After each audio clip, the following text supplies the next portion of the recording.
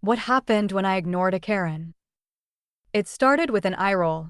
A simple, dismissive eye roll. I thought I was just ignoring a Karen. I had no idea that single second of defiance would summon the police, a viral mob, and a threat that would show up at my front door, all before sundown. This is what happens when you miscalculate badly. Hey, story lover. Welcome to the Narrative Hub, Reddit Stories. Believe me, this adventure gets wild, but it's only epic with you. Seriously, you make this possible. Want more stories? Greater adventure? Smash subscribe right now. Smash like. Comment below. Let's go.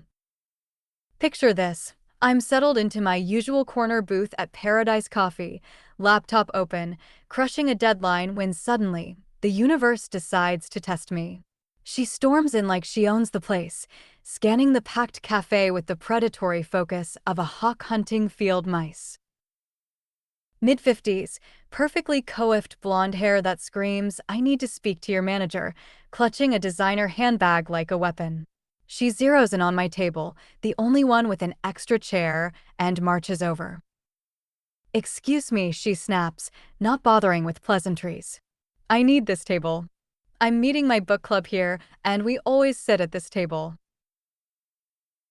I look up, see the entitlement radiating from her like heat waves off summer pavement, and make the decision that will change everything.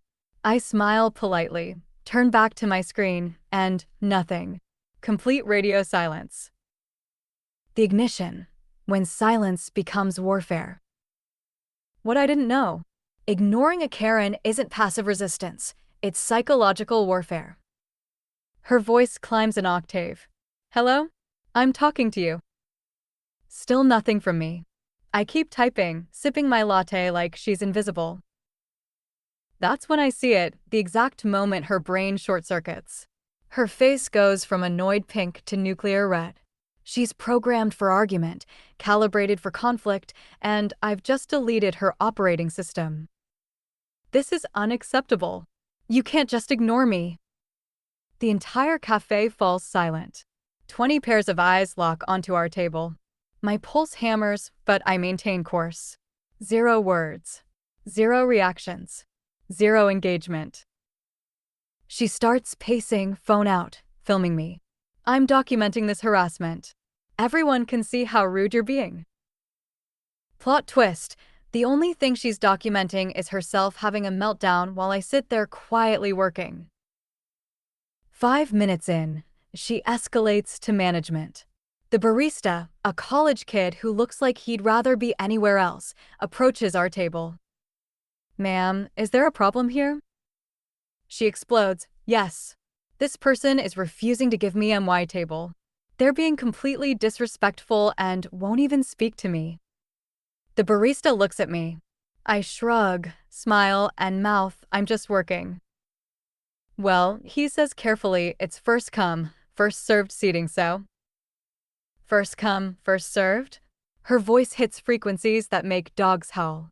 I've been coming here for years. I spend hundreds of dollars here.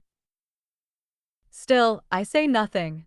Just keep working, occasionally sipping my drink, the picture of calm while she spirals into orbit. That's when she makes the call that changes everything. "I'm calling the police," she announces like she's declaring war. The cafe collectively holds its breath.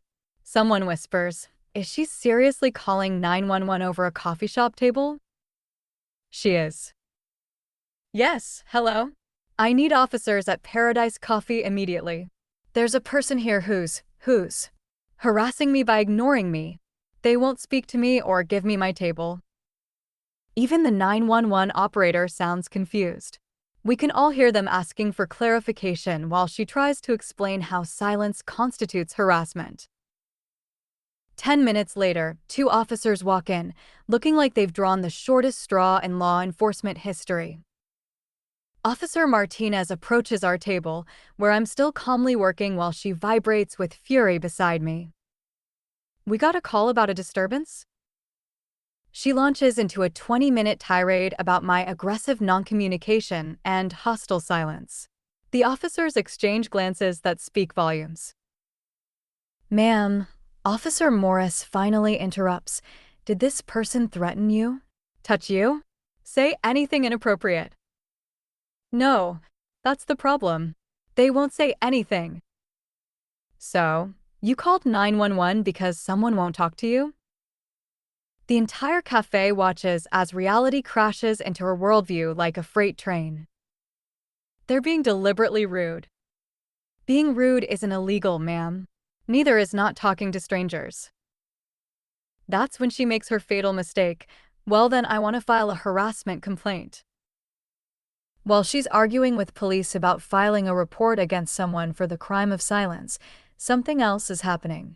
Every phone in the cafe has been recording.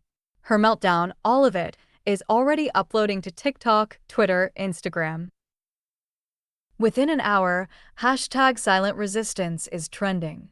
By evening, she's been identified, her employer contacted, and her own social media flooded with comments. The twist that breaks the internet?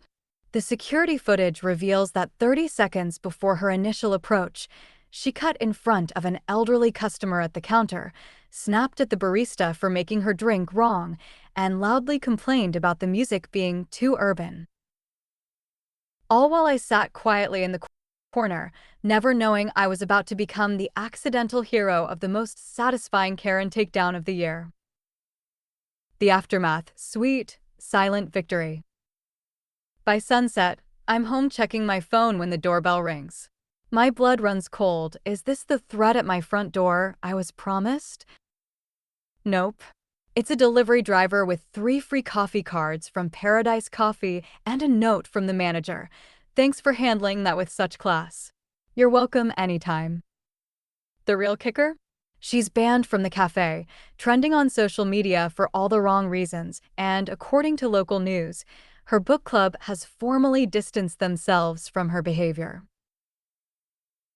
Meanwhile, I learned something powerful. Sometimes the most devastating response to toxic behavior isn't a clever comeback or righteous anger, it's strategic silence that lets people defeat themselves. The next morning, I'm back at Paradise Coffee, same corner booth. The barista brings me a free latte and grins. Table's all yours, legend. And you know what? This time, I actually smile back and say thank you. Because sometimes the best victories are the ones where you never have to say a word. The moral of the story? Never underestimate the power of nothing. In a world full of noise, silence isn't just golden, it's nuclear.